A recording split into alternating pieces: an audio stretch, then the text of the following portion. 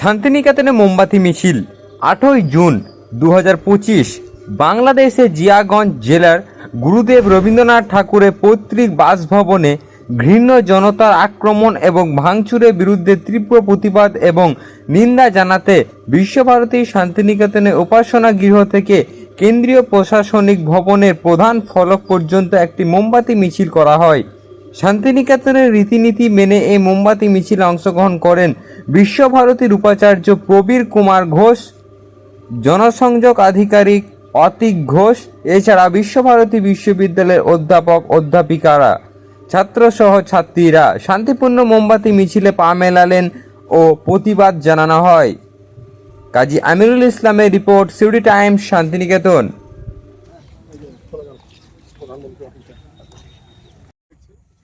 মানুষ চালিয়েছে তার বিরুদ্ধে বিশ্বভারতী তীব্র প্রতিবাদ জানালো এবং সেই তীব্র প্রতিবাদ জানিয়ে সেই ধ্বংসমাদনার বিরুদ্ধে তীব্র প্রতিবাদ জানিয়ে আজকে আমরা এই প্রতিবাদ মিছিল শেষ করছি। আপনাদের সকলকে অনুরোধ করবে মোমবাতিগুলি দেওয়ালের পাশাপাশি ওখানে যেভাবে লাগানো হয়েছে সেভাবে লাগিয়ে দিয়ে শেষ করছি।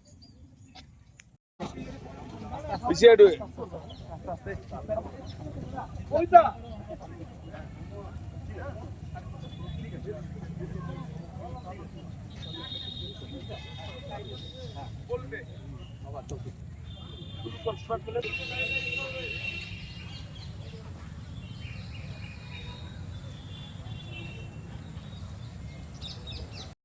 তরফ থেকে সবাই এখানে সমাবেত হয়েছি যে বাংলাদেশের সিরাজগঞ্জে যে আমাদের কবিগুরু রবীন্দ্রনাথের কাছারি বাড়িতে যে ঐতিহ্যকে নষ্ট করেছে এবং এই দুষ্কৃতকারীদের এতে আমরা সবাই মিলে প্রতিবাদ করছি এবং সেইটা প্রতিবাদটা আমরা আজকে ক্যান্ডেল প্রসেশন দিয়ে আমরা প্রতিবাদটা জানাচ্ছি। এর আগেও আমরা প্রতিবাদ এই পাহেলগামের ব্যাপারেও আমরা সব একসঙ্গে মিলে বিশ্বভারতীর তরফ থেকে করেছি এবং এইসব রবীন্দ্রনাথ ঠাকুরের যে আমাদের কবিগুরুর যে কোনো ঐতিহ্য আমরা কখনোই এইভাবে নষ্ট হতে দেব না।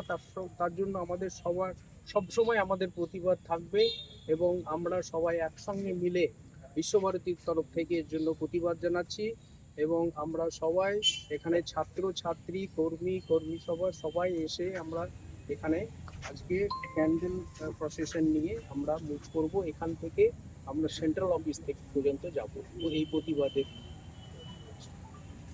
এইটাই আজকে আমাদের ব্যবস্থা।